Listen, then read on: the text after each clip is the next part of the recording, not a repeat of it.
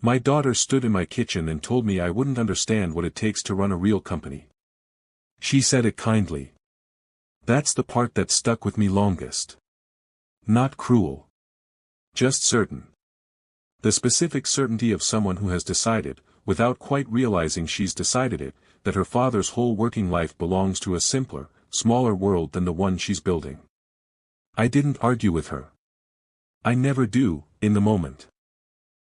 I poured 2 more inches of coffee into my mug and let her finish. My name is Harold Whitfield. I'm 71 years old. This story isn't really about that kitchen conversation. It's about what happened 4 months later, in a glass conference room on the 14th floor of a building I'd walked past 100 times without ever mentioning that I owned a piece of it. But to tell you that part properly, I need to take you back a long way first.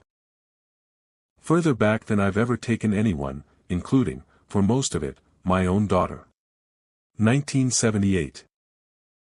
A rented storefront on Delancey Street, 300 square feet, no air conditioning, a hand-lettered sign that said Whitfield Savings and Loan Consulting, which was a generous way of describing what I actually did, which was help working men and women in my neighborhood understand what a mortgage actually was, because half the banks in that part of the city wouldn't return their calls at all.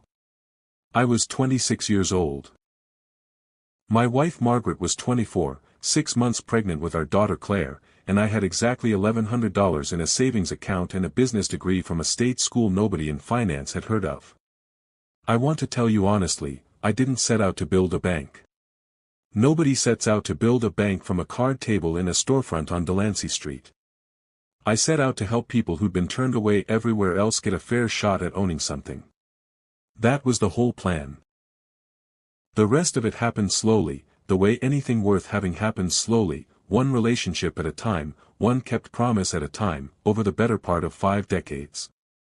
Margaret used to sit at that card table with me some evenings, doing the books by hand because we couldn't afford a calculator that did more than basic arithmetic. She had a saying she'd repeat whenever I got frustrated with how long everything was taking. She'd say, "Harold, nobody builds a cathedral in a week. You lay 1 stone. Then you lay the next one. Someday somebody looks up and there's a roof over their head." I've thought about that sentence more times than I could count in the years since. I want to tell you about one particular winter, 1981, because it explains something about who I was long before Claire ever knew to ask. We nearly lost everything that January. A regional recession had hit the neighborhood hard. 3 of our biggest mortgage clients fell behind within the same 6 weeks, and the correspondent bank that had been quietly backing our loan originations called in a demand that would have wiped out every dollar Margaret and I had. I remember sitting at that same card table at 2 in the morning with a legal pad, trying to figure out which families I could still help and which ones I'd have to turn away for the first time since we'd opened. Margaret sat across from me, 7 months pregnant with our second child, who we lost that spring, though that's a different sorrow than the one I'm telling you about tonight, and one I've never told this story alongside before. She looked at the numbers with me for a long time. Then she said something I've never forgotten. She said, "Harold, you didn't open this business to get rich.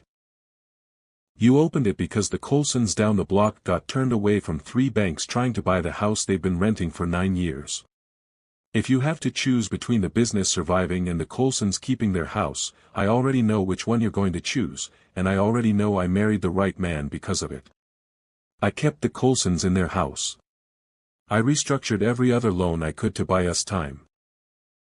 We survived that winter by $1,100 and a promise from my own father, who mortgaged his own small hardware store to cover us for 4 months until the recession eased.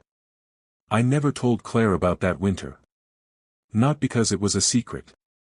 Because by the time she was old enough to understand what it meant, the business had grown so far past that card table that the story felt like it belonged to a different life entirely, one she'd never had reason to touch. We grew slow. Painfully slow, some years. By 1985 we had our first real office, for employees, a small book of mortgage clients who trusted us because we never once told a family they could afford a house they couldn't.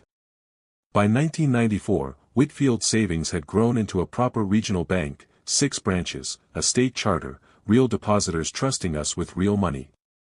Claire was born in the spring of '78, 3 weeks after I opened that storefront. She grew up watching the business grow from a card table into 6 branches into, eventually, something considerably larger than either Margaret or I ever expected. I want to tell you about Claire, because I think it matters enormously to understanding what happened in that glass conference room. Claire is 46 years old now. She is, by every measure I can offer as her father, one of the sharpest people I have ever known. She graduated at the top of her class from a business program considerably more prestigious than mine ever was. She spent 12 years climbing at 2 different venture capital firms before she and 2 partners founded Ashcroft Meridian Capital, a growth equity firm that, over the past 6 years, has become one of the more respected names in mid-market private equity on the East Coast. I remember the exact conversation where she told me she was leaving her second firm to start her own. She was 38 years old, sitting across from me at this same kitchen table, and she said, "Dad, I need to do this without leaning on your name or your contacts. If Ashcroft Meridian succeeds, I need to know it succeeded because of what I built, not because of who my father is." I told her I understood completely, and I meant it. She built that firm with 2 partners. A sharp, restless man named Marcus Delaney, who she'd worked alongside at her second firm, and a quieter woman named Priya Anand, who handled the firm's operational and compliance side. I met Marcus exactly twice in the firm's first 6 years, both times briefly, at events where he shook my hand the way people shake the hand of someone else's father, polite and entirely uninterested in who I actually was. I don't think Marcus ever once asked Claire about my career in any detail, which, in hindsight, tells you something about the culture Claire had built around her own independence, a culture where the founders' families were simply not part of the conversation. What Claire never quite understood, what she'd never had reason to ask about, because she deliberately built her career in a lane separate from mine, was exactly how large Whitfield Savings had grown in the years she'd been building Ashcroft Meridian. By the time of that kitchen conversation, Whitfield Savings and Loan had grown, through a series of careful acquisitions and a name change nobody outside the industry paid much attention to, into Meridian National Trust, a regional banking institution with assets exceeding $4 billion, operating across 3 states, and holding, among its considerably larger and more anonymous portfolio of commercial relationships, the primary credit facility for a mid-market private equity firm called Ashcroft Meridian Capital. My own daughter's firm banked with me. Had banked with an institution I controlled, in some form, for 11 years. I knew, of course. I've known since the day Ashcroft Meridian's application first crossed my desk, 11 years ago. I remember that afternoon precisely. Diane Castellano, our chief credit officer, brought the application folder into my office herself rather than sending it through the usual channels. She set it on my desk and said, "Harold, I think you're going to want to look at this one personally before we proceed." I opened the folder and saw my daughter's name on the founding partner line. Ashcroft Meridian Capital. A name she'd built specifically so it wouldn't carry the Whitfield name at all, and I understood, sitting there, exactly why she'd chosen it. I made the same decision then that I've made more than once in my life. I let the relationship proceed exactly as it would with any client. I did not instruct anyone to give Claire's firm preferential terms. I did not, and this is the part that matters most, tell her that I knew. I told Diane, that afternoon, that the file was to be handled with absolutely standard underwriting criteria, nothing softer and nothing harder than we'd apply to any comparable applicant. I told her I would recuse myself from any discussion of terms until the file reached my desk for the standard chairman-level sign-off required on facilities of that size, at which point I would review it purely on its financial merits. Diane asked me, gently, whether I intended to ever tell Claire. I told her I hadn't decided yet. I told her I wanted to see if my daughter would ever ask. I want to tell you about a man named Gerald Foss, because he matters to understanding what almost happened before any of this ever reached the boardroom. Gerald ran a competing regional bank, Colonial Heritage Trust, for nearly 2 decades before it was acquired by a larger national chain in the early 2000s. He and I had crossed paths professionally for years, mostly at industry conferences, and there was never much warmth between us. Gerald built his career on aggressive growth and thinner underwriting standards than I was ever comfortable with, and more than once over the decades I watched his institution take on clients I'd personally turned away, clients who, in several cases I could name, ended up defaulting spectacularly within a few years. Gerald resurfaced in this story in an unexpected way. 2 years before that kitchen conversation, Ashcroft Meridian had briefly explored moving their primary credit relationship to a competitor bank during a period when Claire and her partners felt Meridian's covenant terms were too conservative for the growth they wanted to pursue. The competitor bank they explored, as it happened, was being advised by a small consulting group where Gerald Foss, by then long retired from active banking but still consulting on relationship structuring, had a minor role. I found out about this exploration only because Diane flagged it to me as a matter of standard relationship risk monitoring. Anytime a major client explores moving a large facility, our team tracks it, the same way any bank tracks client retention risk. I saw Gerald's name attached to the advisory work on the competing proposal, and for exactly 11 days, I sat with the specific, uncomfortable possibility that my daughter's firm might leave an institution I'd spent 46 years building, guided in part by a man I'd competed against and generally distrusted for 2 decades, without either of them ever knowing the man on the other side of the relationship they were leaving was her own father. Claire and her partners ultimately decided against moving the relationship. Priya, the operationally minded partner, argued that the disruption and re-underwriting costs of switching primary banking relationships outweighed the marginal benefit of slightly looser covenants elsewhere, and Marcus, after some debate, agreed. I never learned whether Gerald Foss's involvement played any role in that decision, or whether Claire ever even registered his name in the proposal materials. I want to be honest that those 11 days were harder for me than almost anything else in this entire story. Not because I feared losing a piece of business. Ashcroft Meridian's facility, while significant, represented a small fraction of Meridian National Trust's total book. I feared, very specifically, losing the last invisible thread connecting my daughter's professional life to mine, a thread she didn't even know existed, guided instead into the hands of a man whose judgment I had spent 2 decades quietly disagreeing with. I never told Claire about those 11 days either. Not then. Not at the kitchen table. Not even, as you'll hear, at the dinner where I finally told her everything else. That kitchen conversation happened on a Sunday afternoon in March, 4 months before the day I'm telling you about, over coffee, the way most of our real conversations happen. Claire was telling me about a difficult negotiation Ashcroft Meridian had just gone through with what she described as one of their larger banking partners, a covenant renegotiation on a credit facility that had gotten more contentious than she expected. She was frustrated, the specific frustration of someone who feels like the other side of a negotiation doesn't fully appreciate what's actually at stake. She told me the whole story in detail, the way she does when something's been sitting heavy on her for a few days. Her partner Marcus had wanted to push back hard on one particular covenant restriction, something about minimum liquidity requirements that would have limited how aggressively they could deploy capital into a new acquisition they were excited about, a mid-sized logistics company. Coincidentally enough, though neither of us made anything of that coincidence at the time. The bank's credit committee had held firm for almost 3 weeks, and Claire had been the one who eventually flew out for an in-person meeting to break the deadlock. She said, "Dad, you spent your whole career doing consumer mortgages and small business loans.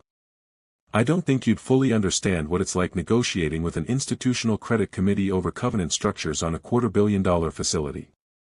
It's a different world entirely." She said it kindly.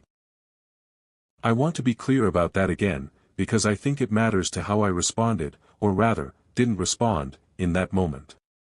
I said, "You're probably right, sweetheart. Tell me more about how it resolved." She told me. The credit committee had ultimately agreed to a modified liquidity covenant, tighter than Ashcroft Meridian wanted but looser than the bank's original position, a compromise Claire seemed satisfied with, if a little worn down by the process of getting there. I did not mention that the credit committee she'd been negotiating with that week worked for an institution I had built from a card table, or that the final terms she'd secured had, in fact, come across my own desk for final sign-off 11 days earlier, because facilities of that size at Meridian National Trust require chairman-level approval regardless of which relationship manager handles the day-to-day account. I remember reading the file that afternoon, recognizing her firm's name, recognizing the specific covenant language Diane's team had drafted, and approving it on its own merits, the same way I'd approve any file that size, because the terms were sound and the credit was strong regardless of whose daughter had negotiated them. I had signed off on her firm's renegotiated terms without her ever knowing her own father's signature was the last one on the page. I want to be honest about why I didn't tell her that Sunday. Some of it was the same instinct that's guided me my whole life, that Claire deserved to build and manage her firm's relationships on her own merits, without her father's shadow falling across any part of it, even quietly, even with good intentions. But there was another reason underneath that one, quieter, less flattering, the same reason I've had to admit to myself more than once over the years. I wanted to see if she'd ever ask. She never did. Not that Sunday. Not in the 11 years before it. For months after that kitchen conversation, I sat on the board of directors for Meridian National Trust, in a quarterly session held in a glass conference room on the 14th floor of our headquarters, reviewing, as we did every quarter, our institution's 20 largest commercial credit relationships. Ashcroft Meridian Capital's facility came up 7th on that quarter's list. Diane walked the board through the relationship's performance, the way she walks us through every relationship on that list, numbers, covenant compliance, renewal terms coming up in the following quarter. She mentioned, almost in passing, that the recent liquidity covenant modification had performed well, that Ashcroft Meridian's logistics acquisition had closed successfully and was already generating returns above their underwriting projections. One of our newer board members, a man named Preston Hale who joined us 18 months earlier from outside the institution and didn't yet know every thread of Meridian's history the way our longer-tenured members did, asked a simple question. He asked whether Ashcroft Meridian's principals had any notable connections worth flagging for relationship management purposes, the kind of routine question that gets asked about every major account. Diane looked at her notes for a moment. Then she looked at me, the way she does when she's about to say something she assumes I already know but wants to confirm before she says it in front of the full board.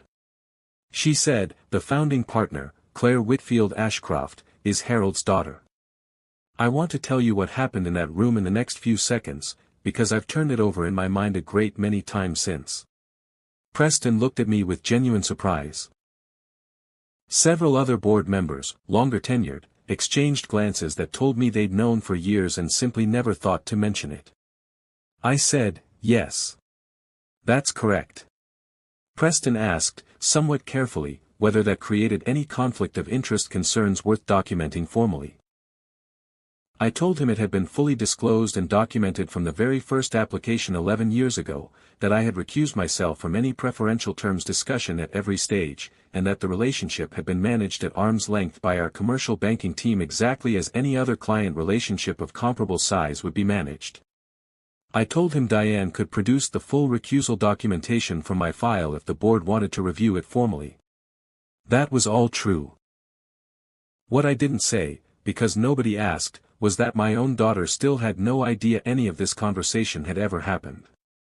After the meeting adjourned, Diane found me in the hallway.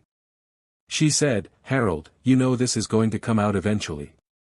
When are you going to stop waiting to see what happens, and just tell her yourself?" I called Claire that evening. I invited her to dinner, just the two of us, at a quiet restaurant near her office rather than at my house, because I wanted this conversation to happen somewhere that felt like her world rather than mine. I told her everything, plainly. I told her about Whitfield Savings growing into Meridian National Trust. I told her that Ashcroft Meridian's primary credit facility sat with an institution I chaired. I told her I'd known since her firm's very first application, 11 years ago, and that I'd made a deliberate choice, at the time, to let the relationship proceed without ever inserting myself into it. I told her, too, about that January in 1981, about the Colsons, about her mother sitting across from me at a card table 7 months pregnant, telling me she already knew which choice I'd make between the business surviving and a family keeping their home. Claire set down her fork. She was quiet for a long time. She said, 11 years, Dad. 11 years, and you never once mentioned it." I told her she'd never asked. She said, "That's not really an answer. You knew I didn't know. You let me sit across from you at 100 family dinners talking about our banking relationships like they were some anonymous institution, when the whole time, you were sitting on the board approving our terms. I sat with that for a moment before I answered. I said, Claire, I think some part of me has spent your whole career wondering whether you'd ever look closely enough at where your success actually connects to mine. Not because I wanted credit for what you built. You built Ashcroft Meridian yourself, and nothing about tonight changes that. But I think I wanted to know if the wall you built between your world and mine was really about independence, or whether some part of it was about never quite having to reckon with how much of what makes your world possible was built, brick by brick, 50 years before you started building yours. She asked me, quietly, whether the covenant terms she'd fought so hard for in March would have been any different if she'd known who sat on the other side of that decision. I told her the honest truth. No. Not one word of that file would have changed. If anything, I told her, I'd have held the line even more firmly, because the last thing either of us needed was anyone at that institution ever whispering that Harold Whitfield's daughter got special treatment. She absorbed that for a while. Then she said, so in a strange way, you were harder on me than you would have been on a stranger. I told her I supposed that was true, and that I hadn't fully realized it myself until she said it out loud. Claire asked, about 3 weeks later, if she could come by Meridian National Trust's headquarters and sit in on a board session, not as the daughter of the chairman, but simply as an observer. I said yes. Diane walked her through the full quarterly review, and I watched my daughter's expression shift over the course of that afternoon in a way I recognized. Afterward, she asked about the Colsons, the family from that hard winter in 1981. I told her they'd stayed in that house another 31 years, raised 3 children in it, and that their youngest daughter had become a schoolteacher who still lived 2 streets over from where I'd grown up. Claire asked if she could see it. The old storefront on Delancey Street. We drove there together the following Saturday. The building is a phone repair shop now, the hand-lettered sign long gone, but the bones of the place are the same. The same narrow storefront, the same street, the same corner where I used to watch the bus stop each morning and think about which family I could help that week. Claire stood on that sidewalk a long time, looking at a phone repair shop where her father's entire life's work had actually begun. She said, I think I always pictured you starting somewhere bigger than this. I don't know why. I think I just assumed success like yours had to have started somewhere that already looked like success. I told her that was, in fact, the most common misunderstanding people had about how anything real gets built. Nothing that lasts starts out looking like what it becomes. She was quiet on the drive home.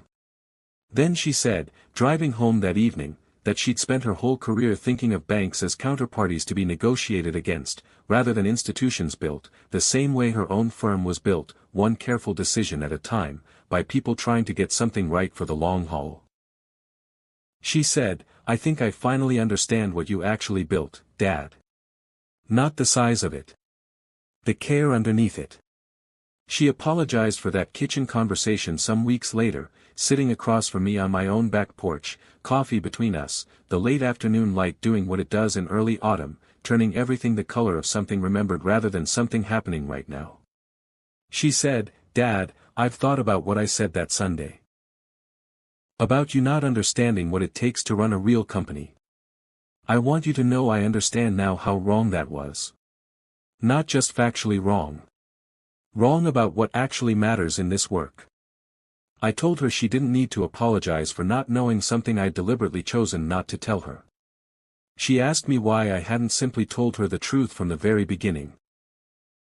I said, Claire, I think I've spent a long time wondering whether the thing I built would ever matter to you the way it matters to me. Not the size of it, or the money. The patience underneath it. 46 years of small, careful decisions that added up, eventually, into something worth having.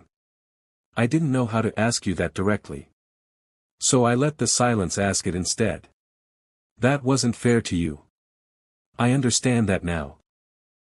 She was quiet a while, looking out at the yard, at the oak tree her mother planted the summer Claire started walking, tall enough now to shade half the porch on afternoons like this one.